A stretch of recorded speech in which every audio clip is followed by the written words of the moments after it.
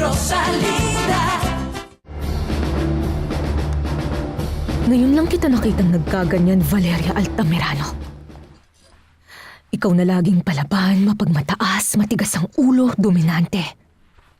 Pero ngayon bigla kang bumagsak. Natatakot sa multo. Mabuti at nangyari to sa'yo. Anong akala mo sa sarili mo?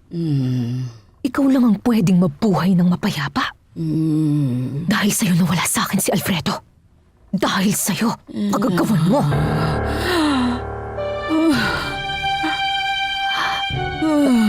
Ayos lang ba kayo? Nananaginip lang pala ako. Parang isang napakasamang bangungot. Ayoko na matulog ulit, Berta. Kumalma lang kayo, senyora. Sabi ni doktor umiigi na kayo.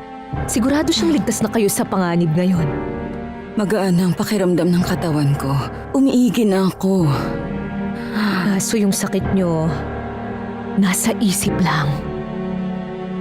Tingin ko, kalokohan lang to lahat.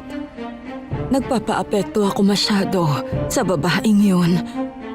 Alam ko sa utak ko lang ito. Yung mga matang nakatingin sa akin na akala mo nanunumbat. Ganun ba? Oo. Siguro nga ay hindi naman talaga sila magkamukha. Pero di lang kayo ang naniniwalang magkahawig sila. Yung anak nyo rin. Oo. Tama ka nga. Kaso, imposible dahil patay na si Rosalinda.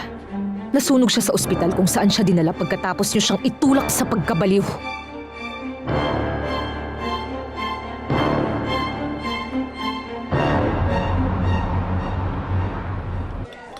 Eto na yung mga dokumento ko, Beto. Uy, sige, ayos na to. Kakausapin ko na yung judge na magkakasal.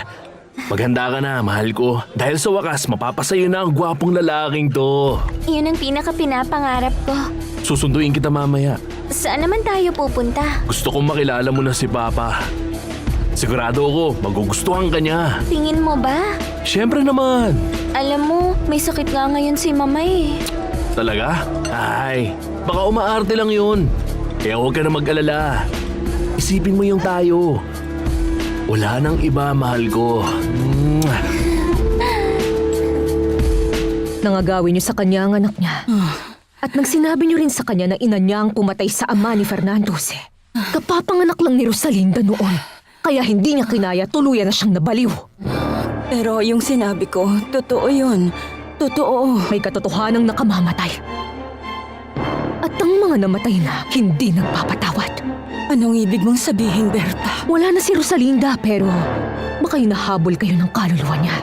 Dahil gusto niya kayong pahirapan para magsisi kayo sa mga ginawa niyo noon. Ay, Berta. Tumigil ka nga pakiusap. Baka nga ang Diyos ito. Siya na mismo ang gumagawa ng paraan para gisingin ang aking konsyensya.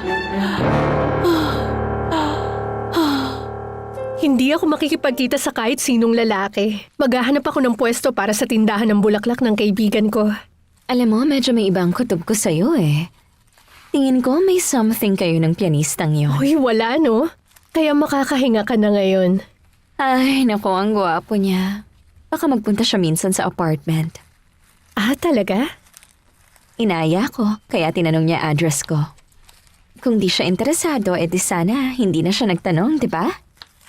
Oo, siguro.